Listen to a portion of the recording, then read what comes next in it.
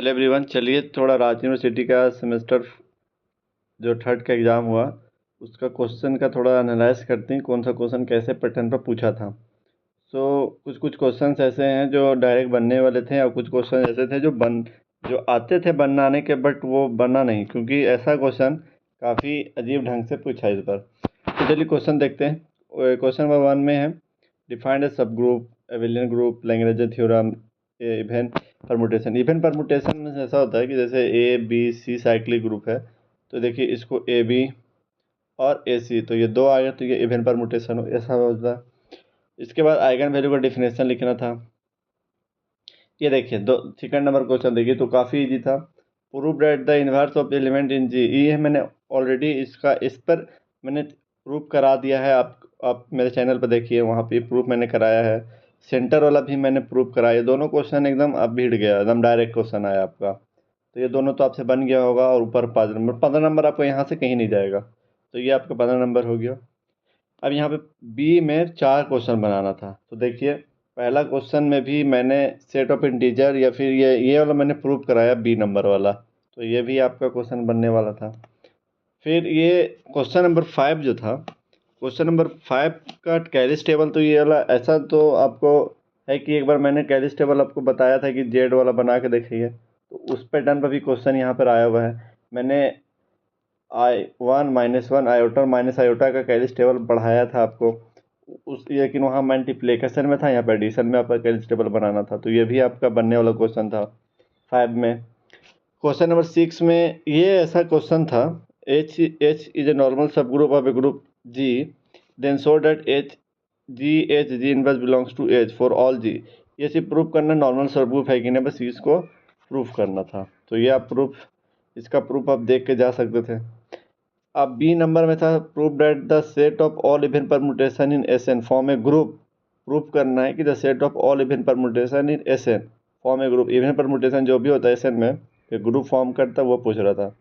फिर था लिस्ट 7 में, list all element of S3 in cyclic notation. S3 में जितना एलिमेंट हो सब साइक्लिक नोटेशन में दिखाना था। Approved Cauchy theorem for finite group, for finite abelian group, ये मैंने प्रूफ कराया था आपको, तो ये भी क्वेश्चन बनने के लायक था। तो काफ़ी क्वेश्चन जो मैंने कराया है चैनल पर उसके अकॉर्डिंग डायरेक्ट क्वेश्चन था। 8 नंबर भी था, आइसोमॉर्फिज्म पर मैंने क्वेश्चन कराया हुआ है। फिर 9 नंबर क्वेश्चन देखिए, ये क्वेश्चन मैंने कल ही अपलोड किया था इस क्वेश्चन पे कि 3 1 -1 और 2 था इस क्वेश्चन में, लेकिन इसके जैसा दूसरा क्वेश्चन मैंने 2x2 का सेम क्वेश्चन कराया है तो वहाँ पे। लेकिन इस क्वेश्चन में काफ़ी बच्चे परेशान थे कि इसका आइगन वैल्यू कैसे निकलेगा। आइगन वैल्यू तो इसका निकल गया, मान लीजिए कॉम्प्लेक्स में आ रहा था, लेकिन इसका आइगन वेक्टर कैसे निकलेगा। तो ये तो क्वेश्चन काफ़ी अजीब ढंग से, काफ़ी बच्चे लोग इसको बना भी नहीं पाए कि आइगन वैल्यू तो निकालिए लेकिन आइगन वेक्टर नहीं निकल रहा था इसका। तो आप इसको चाहे तो आप इसको आइगन वैल्यू तक छोड़ सकते हैं कि बन नहीं रहा, लेकिन अगर इसको बनाना है कि एग्जामिनर थोड़ा सा, जो भी एग्जामिनर जो कॉपी चेक कर रहा है वो समझ पाए कि जैसे आप मान लीजिए करेक्टरिस्टिक जो आ रहा है लेमडा -5 लेमडा +7, आप 7 को कैसे ब्रेक कर सकते हैं कि ऐड करने पर -5 मल्टीप्लाई करने पर 7, ये तो नॉट पॉसिबल है। तो इसको फार्मूला लगाएंगे, ये वाला माइनस का B plus minus under root में B² -4AC, इस तरह से समझ पा रहे हैं ना। तो ये आपका फार्मूला से बनता, लेकिन यहाँ पे कॉम्प्लेक्स रूट आ रहा, तो कॉम्प्लेक्स आ रहा भैया, तो आप कैसे निकालिएगा आइगन वेक्टर। तो ये क्वेश्चन थोड़ा सा मिस्टेक है अकॉर्डिंग टू BSc।